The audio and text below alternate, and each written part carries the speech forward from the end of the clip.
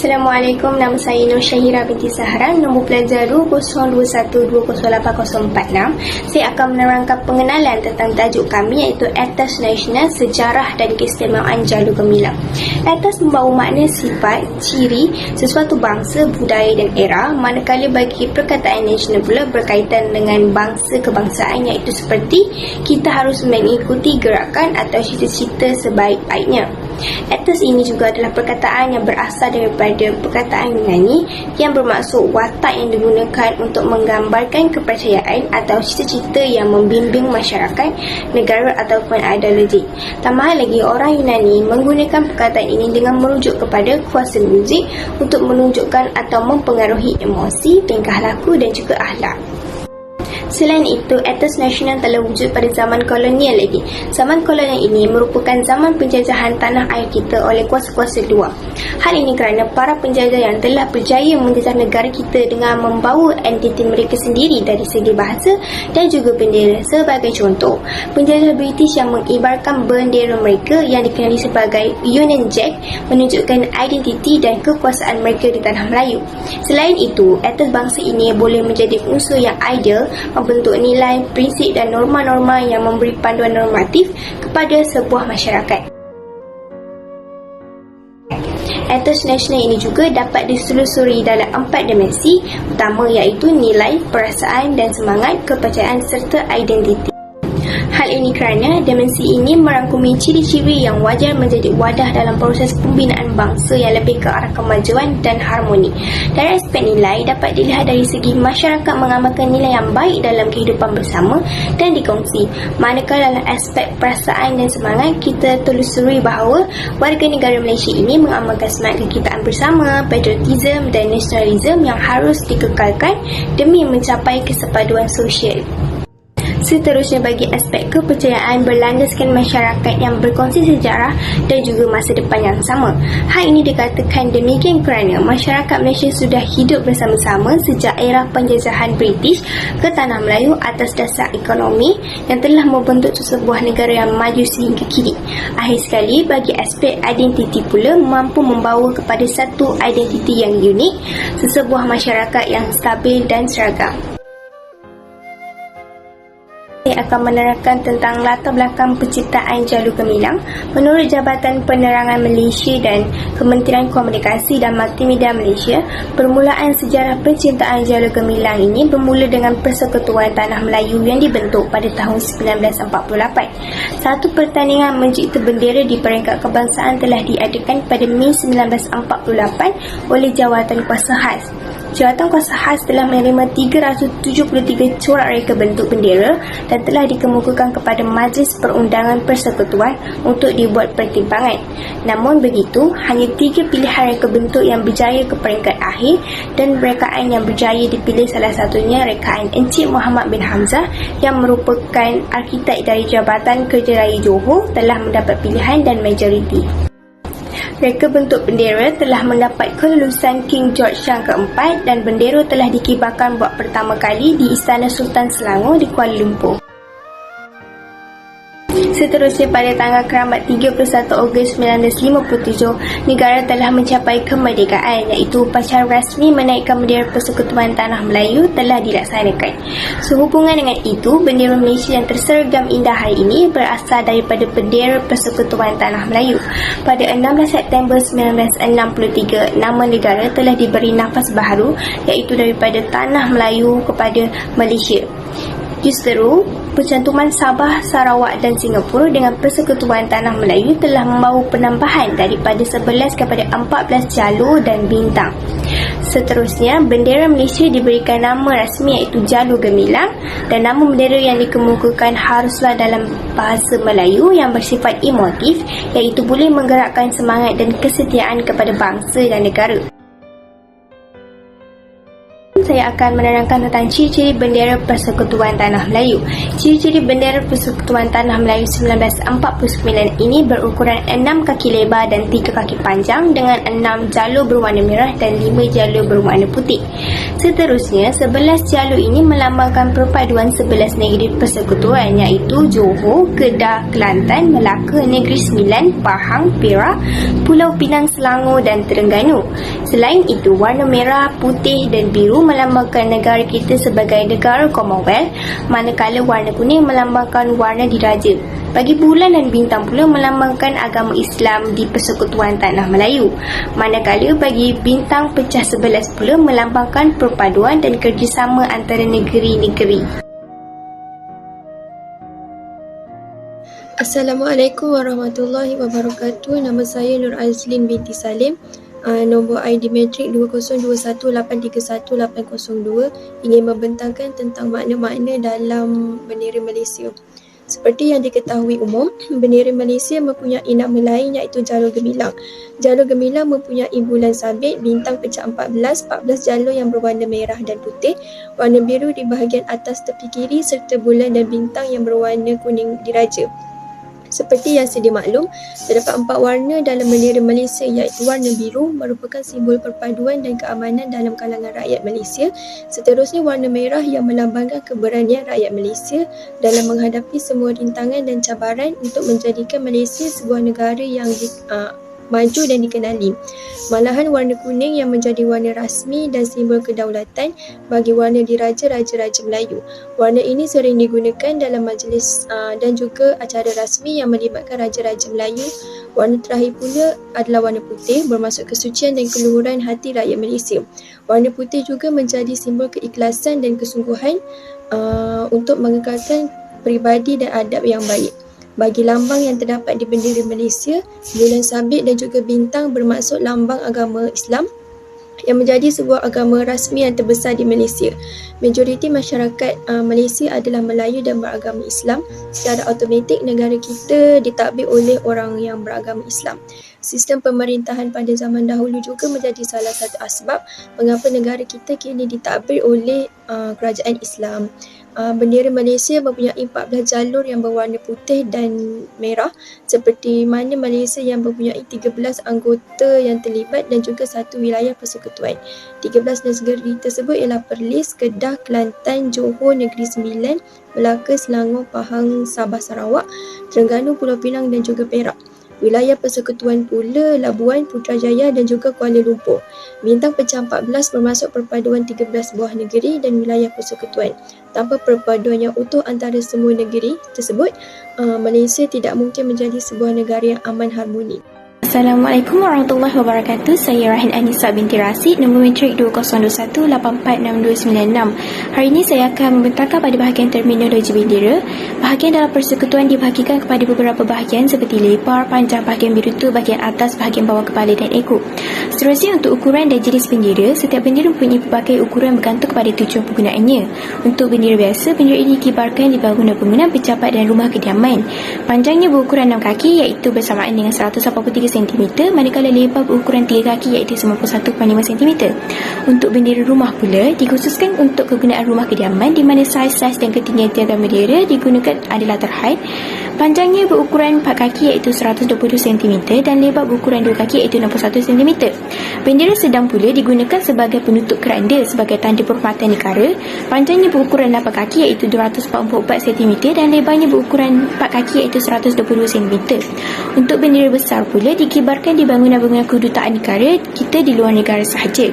Panjangnya berukuran 12 kaki iaitu 366 cm dan lebar berukuran 6 kaki iaitu 183 cm. Bendera meja pula disangkutkan di tiang bendera mini di atas meja semasa persidangan, seminar mesyuarat dan majlis-majlis menandatangani perjanjian. Panjangnya berukuran 1 kaki iaitu 30.5 cm dan lebar berukuran 0.5 kaki 15.25 cm. Akhir sekali ialah bendera kereta dikibarkan di bahagian hadapan kereta sama ada di tengah, di sebelah kanan, sebelah kiri. Penggunaan bendera kereta hanya dihaskan kepada pembesar-pembesar kereta tentu sahaja.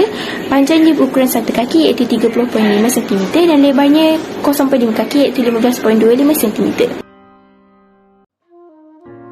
Assalamualaikum warahmatullahi wabarakatuh. Saya Alia Maisara binti Azizan, nama pelajar 2021-469528 akan menerangkan mengenai kepentingan memelihara jalu gemilang.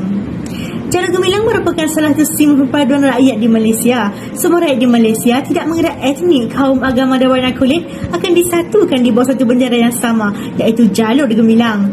Terdapat berbagai kepentingan memelihara jalur gemilang. Salah satunya ialah dapat membangkitkan sifat patriotisme dan berani untuk berkorban demi negara. Oleh kerana itu, ada beberapa prosedur yang ditetapkan apabila ingin mengibarkannya. Sebagai contoh, perkara yang perlu diperhatikan ialah hari.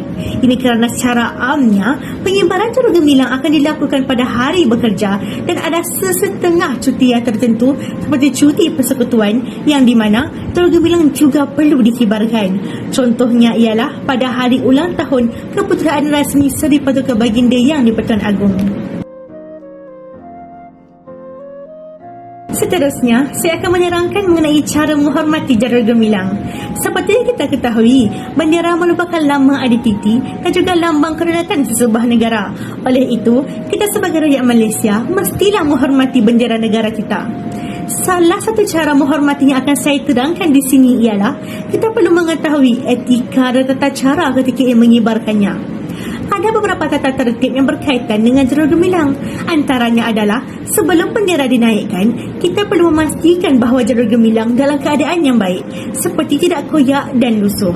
Seterusnya, kita juga perlu menguji tali temali bendera agar dapat kita pastikan tali tersebut tidak mudah putus.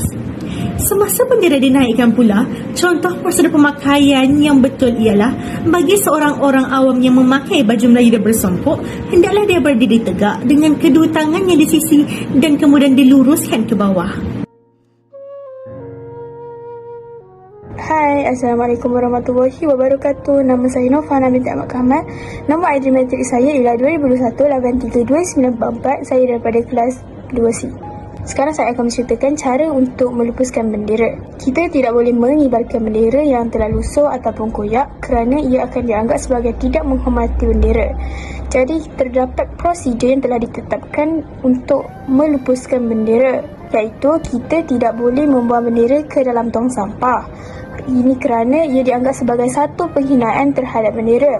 Namun sebaliknya, kita perlulah melupuskan bendera dengan cara yang sopan, iaitu dengan membakarnya secara tertutup. Tujuan mengapa kita perlu membakar bendera secara tertutup ialah bagi mengelakkan masyarakat daripada salah faham terhadap tindakan yang kita lakukan itu. Sedangkan tujuan kita adalah hanya untuk melupuskan bendera. Di sini, saya akan menerangkan akta bagi jalur gemilang. Seperti yang tertera di dalam slide ini, terdapat berbagai akta yang berkaitan dengan jalur gemilang dari segi penggunaan dan pengibarannya.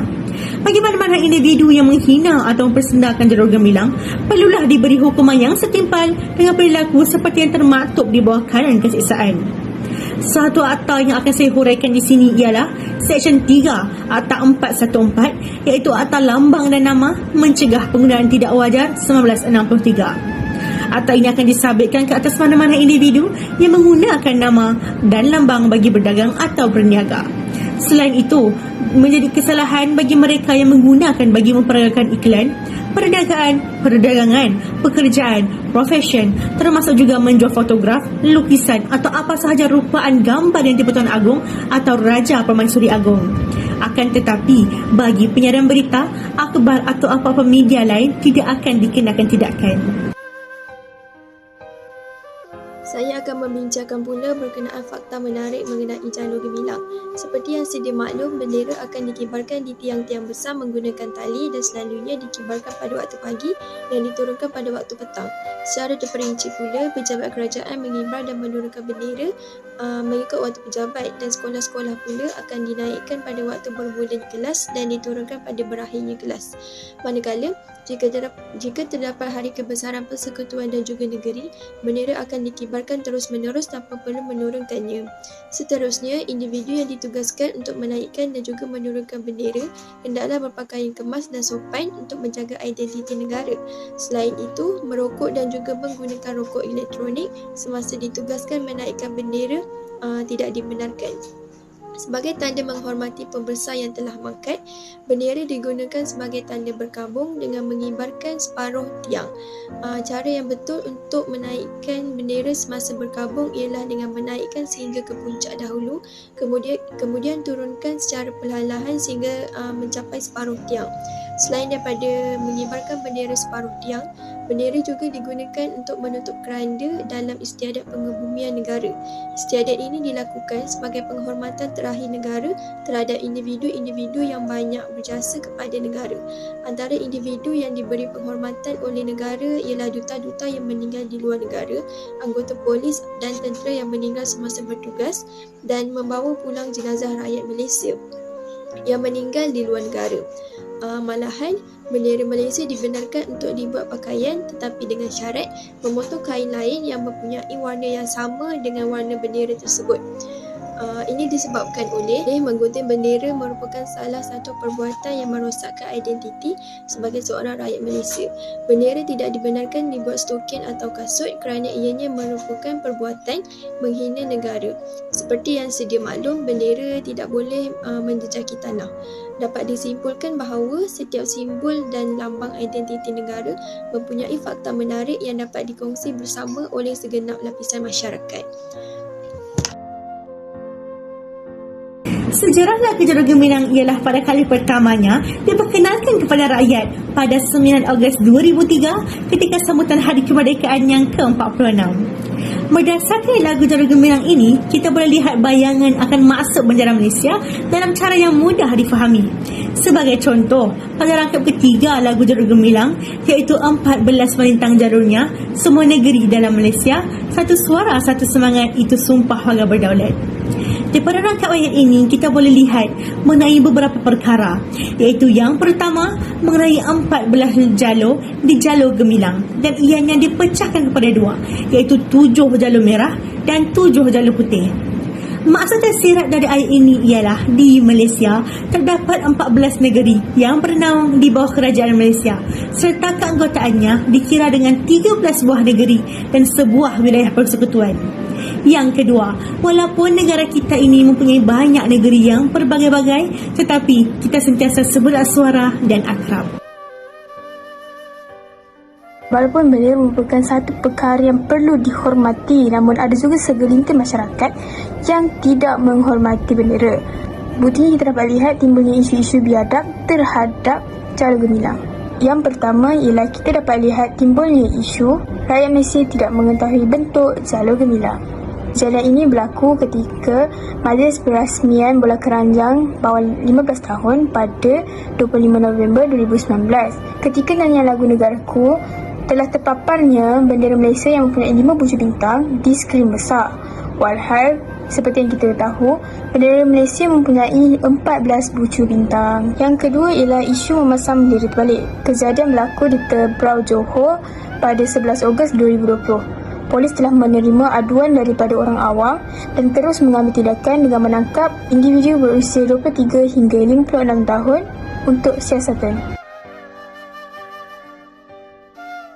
Yang terakhir ialah langkah-langkah atau cadangan yang dapat dilakukan untuk menghalang masyarakat daripada terus menghina Jalur Gemilang. Cara pertama yang dapat dilakukan ialah dengan memupuk nilai patriotisme dalam diri setiap individu.